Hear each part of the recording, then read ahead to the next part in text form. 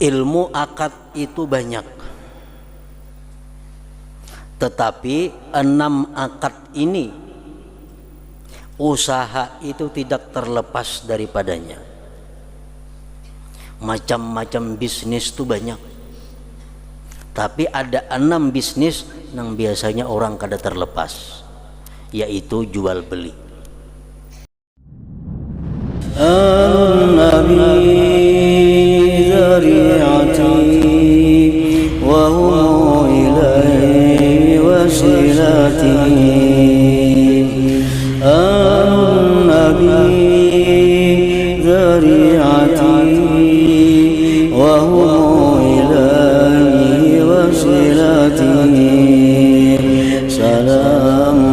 Salamun alaikum ala nabi.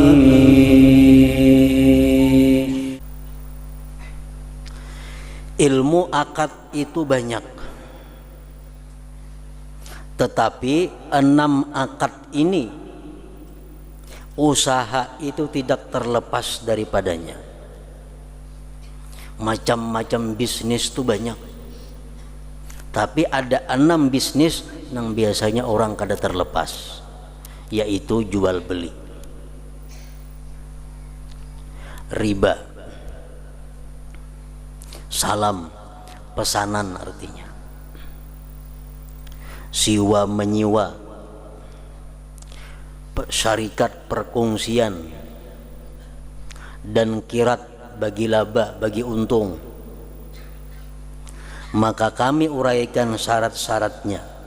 Bagaimana jual beli, apa yang disebut dengan riba, kayak apa orang cara memesan barang, kayak apa orang siwa besiwa, kayak apa orang berkongsi, kayak apa orang bagi untung perdagangan.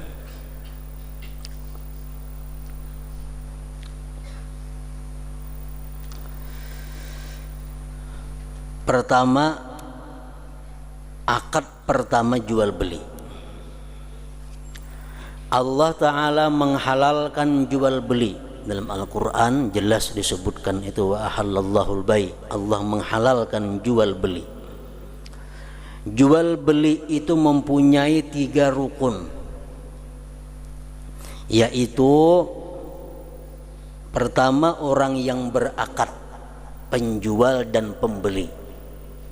Dinamakan jual beli, ada penjual, ada pembeli.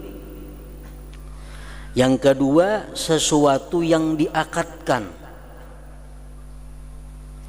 Sesuatu yang diakadkan pun terbagi 2. Pertama barang, kedua duit. Yang ketiga lapaz. Lapaz pun ada 2, ijab dan kabul. Ijab dan kabul. Ku jual barang ini dengan sekian ribu rupiah, ku tukar. Nah, itu ijab kabul warnanya.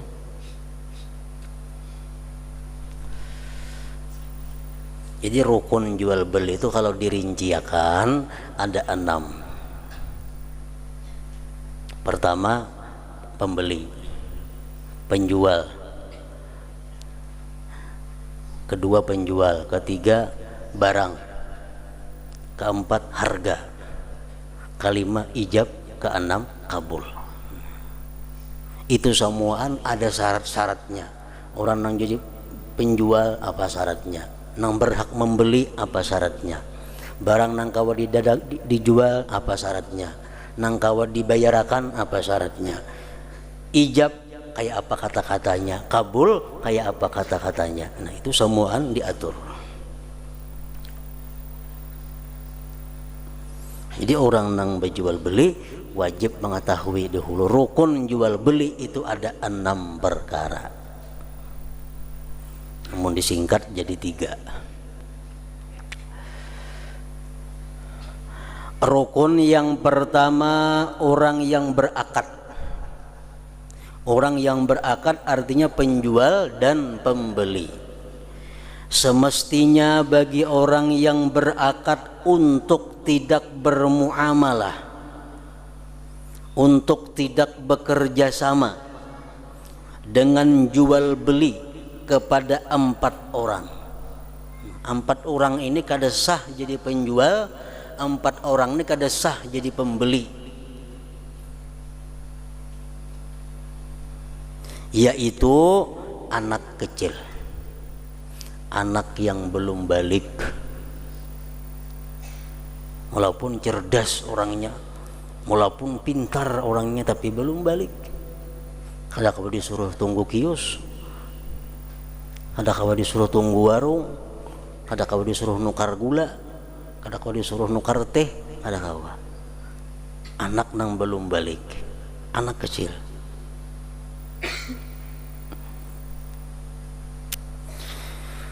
Yang kedua, orang gila.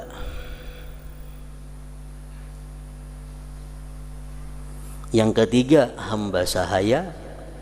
Kada dari sini hamba sahaya itu. Dan yang keempat, orang buta. Orang kada melihat. Itu kada kawa jadi penjual, kada kawa jadi pembeli. Kada kawa.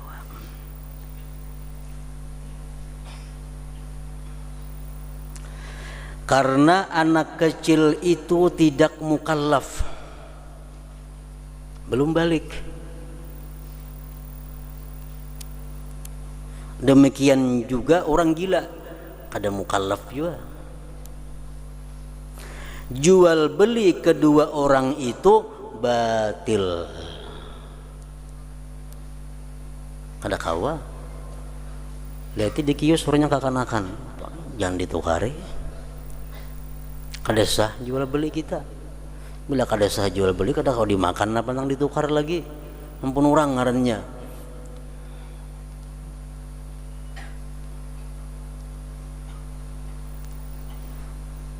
Maka tidak sah jual belinya anak kecil, anak yang belum balik, artinya meskipun walinya mengizinkan kepadanya, walaupun pintar orangnya, walaupun diizinkan, walaupun disuruh, nak tukarakan pang teh, nak tukarakan pang gula sekilo, tukarakan pang itu ini, walaupun disuruh. Menurut Imam Syafi'i rahimahullah dan Imam Malik itu juga pendapatnya.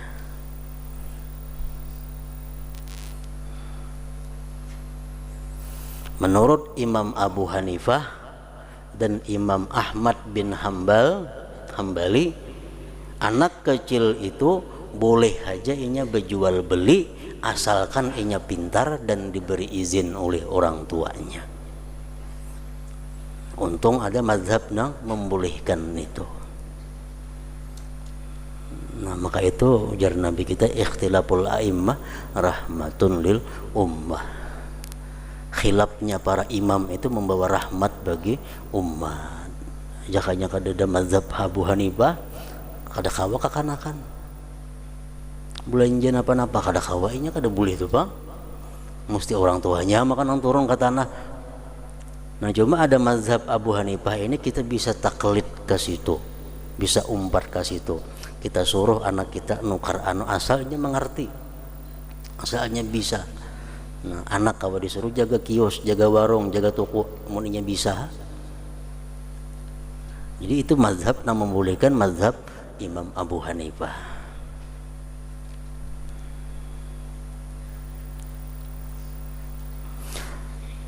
Maka tidak sah jual belinya anak kecil meskipun walinya mengizinkan kepadanya, menurut Imam Syafi'i. Imam Syafi'i kada kawa diganggu gugat, sudah kada sah tuh, Bang.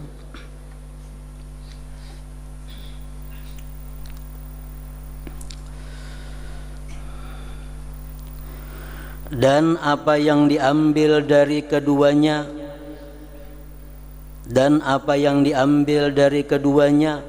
maka itu bertanggung atasnya bagi keduanya. Kakanakan nih di kios umpamanya, menurut mazhab Syafi'i lah, menurut mazhab Syafi'i, kakanakan di toko berjual sesuatu, kita tukari, nah jadi kita nukar nah 10.000 jual, bawa barang tukaran kita nih, kita bawa, datang nang abah, ini abah backup nukarin itu tuh barang tuh ampun kok sini, diambil oleh nang abah, barang nang kita tukar diambil oleh nang abah. Nyari kita boleh akan duitnya, dilaksanakan tuh duitnya sudah habis, lu belanjaakan, nah kita nang rugi, akan-akannya kada wajib mengganti, abahnya pun kada wajib mengganti. Kenapa? Karena kita berjual beli lawan orang yang bukan ahlinya, salah kita. Dan apa yang diambil dari keduanya maka itu bertanggung atasnya bagi keduanya, orang gila atau kanak-kanak tadi. Dan apa yang diserahkan dalam muamalah kepada keduanya,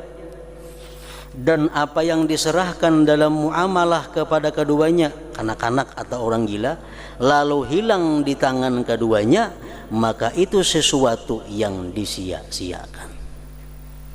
Kita menjuali kekanakan umpamanya gula,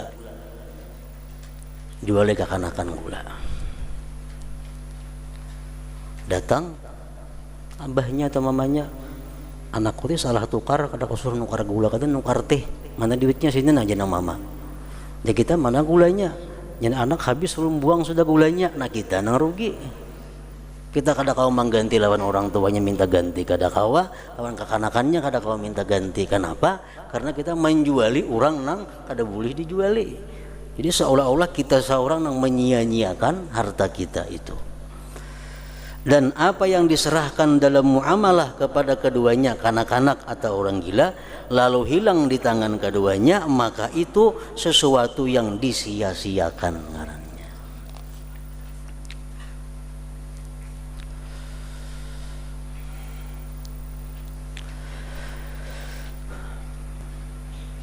Jadi kita dibolehkan aja bertaklid kepada Imam Abu Hanifah, boleh bertaklid kepada mazhab Ahmad bin Hambal, bahwa kanak-kanak itu boleh hajanya berjual beli asalkan orangnya dapat izin dari walinya dan orangnya pintar saja.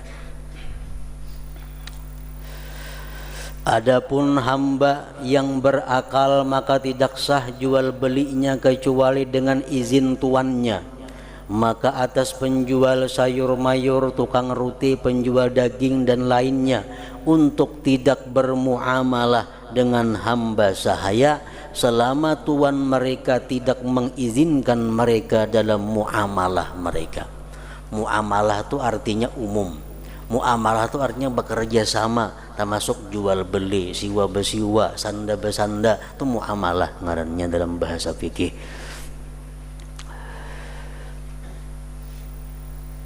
Selama tuan mereka tidak mengizinkan mereka dalam muamalah mereka, itu dengan didengarnya secara jelas izinnya atau tersebar bahwasanya ia diberi izin untuk jual beli untuk tuannya, maka diperpegangi atas yang sudah masyhur atau perkataan orang yang adil yang mengkhabarkan dengan demikian itu.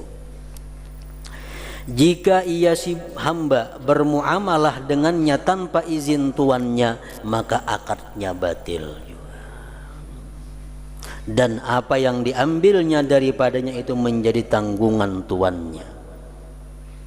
Dan sesuatu yang diserahkannya jika hilang di tangan hamba, maka sesuatu itu tidak berkaitan dengan kehambaannya dan tidak mengganti akannya oleh tuannya. Maka tidak ada hak baginya kecuali menuntut apabila hamba sahaya itu merdeka. Ini sudah hukum, sudah kada berlaku lagi di tempat kita. Kenapa? Karena di sini kada ada orang yang jadi hamba sahaya itu. Adapun orang buta, maka ia menjual belikan apa yang tidak ia lihat, maka hal itu tidak sah.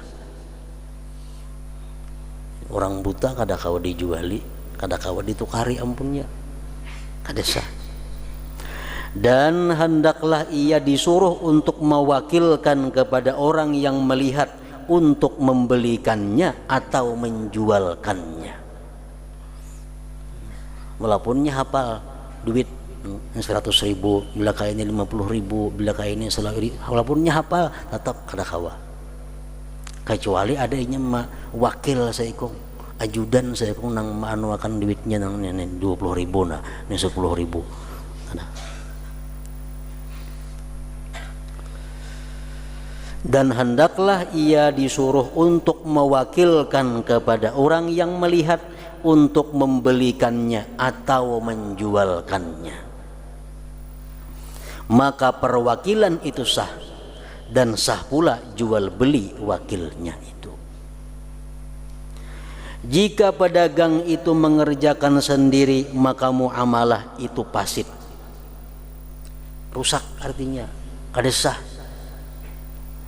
Dan apa yang diambil daripadanya itu menjadi tanggungan dengan harganya, dan apa yang diserahkan kepadanya juga menjadi tanggungan dengan harganya.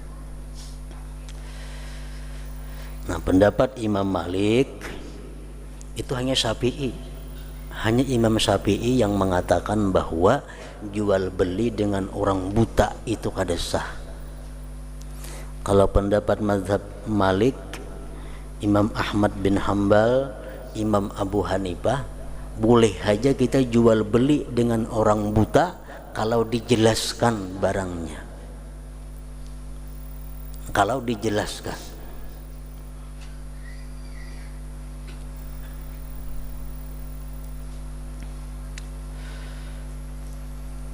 Walaupun inya kada memakai wakil. Adapun orang kafir, orang nang kada beragama Islam, maka boleh bermuamalah akan dia. Boleh kita berjual beli lawan orang kafir, boleh kita siwa bersiwa lawan orang kafir, boleh kita sanda bersanda dengan orang kafir, boleh kita pinjam meminjam dengan orang kafir, boleh.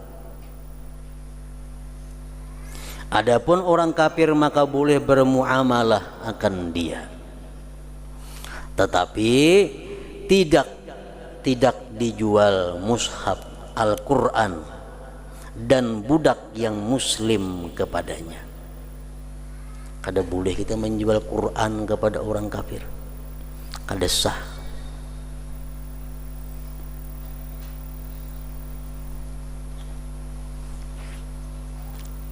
Atau budak yang Islam dijual kepada orang kafir, kada boleh. Dan tidak dijual senjata, parang, pisau, pistol, apakah kepadanya orang kafir jika ia kafir harbi, tidak ada perjanjian damai. Orang kafir ini ada dua, ada orang kafir zimmi, ada orang kafir harbi. Kafir zimmi, kafir nang damai dengan kita, macam orang-orang kafir di sekeliling kita, damai bertetangga tuh kafir zimmi ngarannya. Nah itu boleh aja dijuali lading, dijuali pisau, ada apa-apa. Kalau kafirnya kafir harbi, kafir nang berperang, macam kita lawan Jepang dahulu, macam kita lawan Belanda, itu kafir harbi, memerangi kita, menjajah kita. Nah itu kada boleh dijuali parang, kada boleh dijuali pisau. Jika ia melakukan, maka itu muamalah yang ditolak dan ia durhaka kepada Tuhannya. Adapun tentara dari bangsa Turki, Turkistan, bangsa Arab, Kurdi, pencuri, pengkhianat, pemakan riba, orang-orang yang zalim, dan tiap-tiap orang yang sebagian besar hartanya itu haram, maka tidak seyogianya ia memiliki pada apa yang di tangan mereka sedikit pun, karena hal itu haram, kecuali apabila ia mengetahui sesuatu dengan ain bendanya bahwa itu halal.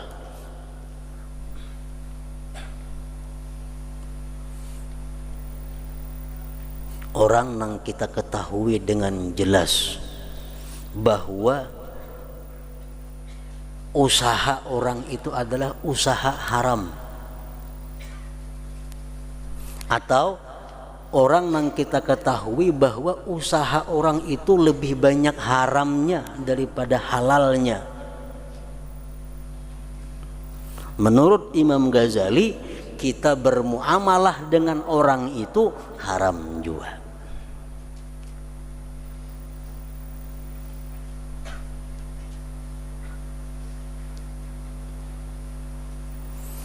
Contohnya orang umpamanya bagawi, orang ini jadi pegawai, jadi pekerja di perusahaan atau di lembaga yang dilarang Allah, otomatis inya makan gaji dari pekerjaan yang dilarang oleh Allah, kan haram. Gawian lainnya kada ada lagi orang itu lain pada pegawai itu. Nah, hendak ngukar baju lawan kita, boleh kada dijuali? Kada boleh. Kada boleh. Kenapa? Karena kita tahu orang itu pegawai daripada pabrik nang haram. Orang itu pegawai dari lembaga nang haram, nang hasil duitnya duit nang haram. Sedangkan inya gawian lain kada ada lain pada itu. Nah, kada boleh kita bekerja sama lawan inya. Hutang berhutang kada boleh, siwa bersiwa kada boleh, sanda bersanda kada boleh, pinjam meminjam kada boleh lawan orang nang seperti itu.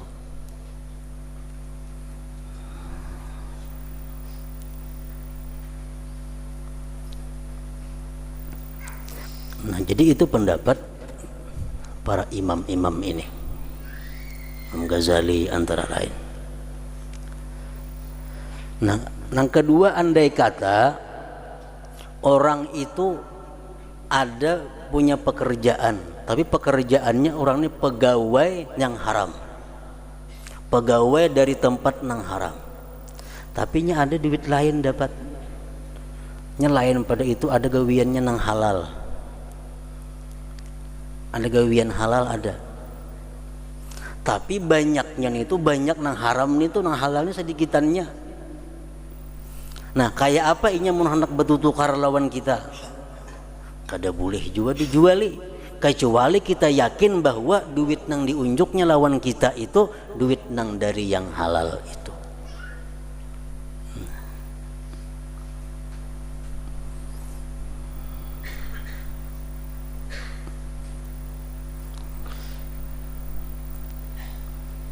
Misalnya orang bekerja di peternakan babi umpamanya, kan gajihannya gajihan dari jual beli babi, halal ada duitnya? Kada halal.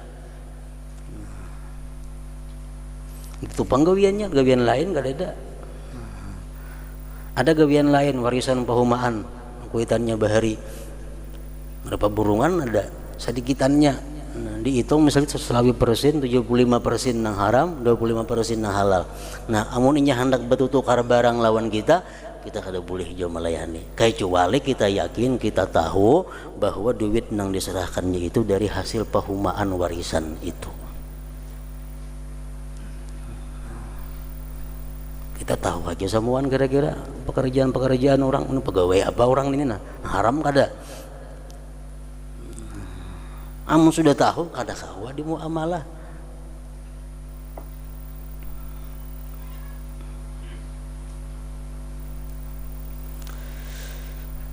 Ini pendapat Imam Ghazali. Kecuali apabila ia mengetahui sesuatu dengan ain bendanya bahwa itu halal.